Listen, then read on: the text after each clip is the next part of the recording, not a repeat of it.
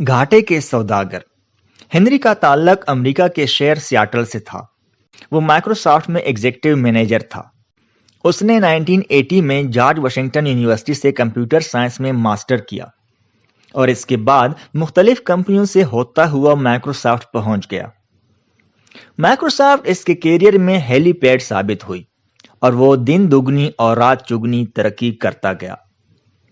वो 1995 में कंपनी में भारी मुआवजा लेने वाले लोगों में शुमार होता था और इसके बारे में कहा जाता था जब तक हेनरी किसी सॉफ्टवेयर को मुस्कुराकर ना देख ले माइक्रोसॉफ्ट उस वक्त तक उसे मार्केट नहीं करती।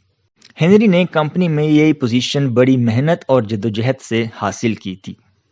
वो दफ्तर में रोजाना 16 घंटे काम करता था। वो सुबह 8 बजे दफ्तर आता था और रात 12 बजे घर जाता। हेनरी का एक ही बेटा था। हेनरी दफ्तरी मसरूफियात के बायस अपने बेटे को ज्यादा वक्त नहीं दे पाता। वो जब सुबह उठता तो उसका बेटा स्कूल जा चुका होता और वो जब दफ्तर से लौटता था तो बेटा सो रहा होता था। छुट्टी के दिन उसका बेटा खेलने के लिए निकल जाता जबकि हेनरी सारा दिन सोता रहता था। 1998 में सियाटल के एक टेलीविजन चैनल ने हेनरी का इंटरव्यू नशर किया। इस इंटरव्यू में टेलीविजन के मेजबान ने ऐलान किया, आज हमारे साथ सियाटल में सबसे ज्यादा मुआवजा लेने वाली शख्सियत बैठी है। कैमरा मेजबान से हेनरी पर गया और हेनरी ने फख्र से मुस्कुराकर देखा। उसके बाद इंटरव्यू शुरू हुआ। इस इंटरव्यू में हेनरी ने इंकशाफ किया कि वो माइक्रोसॉफ्ट से $500 फी घंटा लेता है। ये इंटरव्यू हेनरी का बेटा और बीवी भी देख रहे थे। इंटरव्यू खत्म हुआ तो हेनरी का बेटा उठा।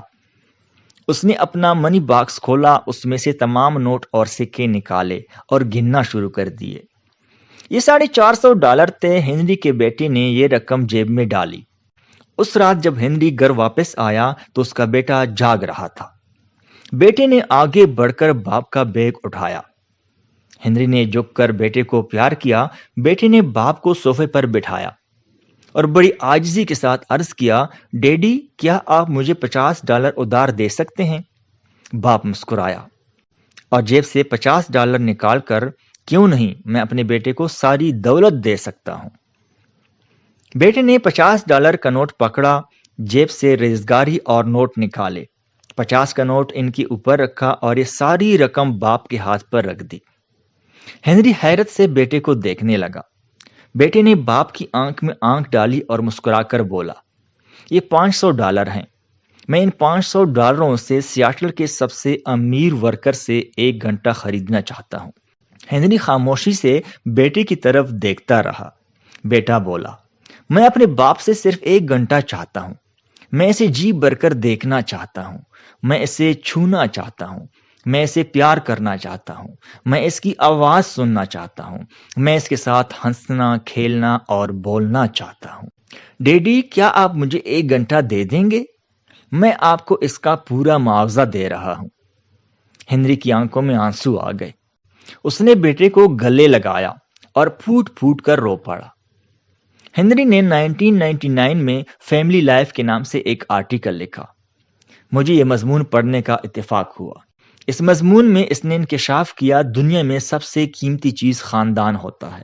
दुनिया में सबसे बड़ी खुशी और सबसे बड़ा इत्मीनान हमारे वालिदैन, हमारे भाई, हमारी बहनें, हमारी बीवी और बच्चे होते हैं और दोस्तियां बाद में आती हैं। लेकिन बदकिस्मती से हम लोग इन्हें सबसे कम वक्त देते हैं और सबसे ज्यादा वक्त उन दोस्तों में जाया करते हैं जिनका नंबर सबसे आखिर में आता है। हेनरी का कहना था, दुनिया में सबसे बड़ी बेवफा चीज हमारी नौकरी, हमारा पेशा और हमारा कारोबार होता है। हम आज बीमार हो जाएं, आज हमारा एक्सीडेंट हो जाए तो हमारा इदारा शाम से पहले हमारी कुर्सी किसी दूसरे के हवाले कर देगा। हम आज अपनी दुकान बंद कर दें, हमारे ग्राहक कल किसी दूसरे स्टोर से खरीदारी कर लेंगे। आज हमारा इंतकाल हो जाए तो कल हमारा शोबा, हमारा पेशा हमें फरामोश कर देगा। दोस्त भी कुछ याद करेंगे मगर वालिदैन, बहन और भाई सारी जिंदगी हमको भूल नहीं पाएंगे। लेकिन बदकिस्मती से हम लोग दुनिया की सबसे बड़ी बेवफा चीज को जिंदगी का सबसे कीमती वक्त दे देते हैं।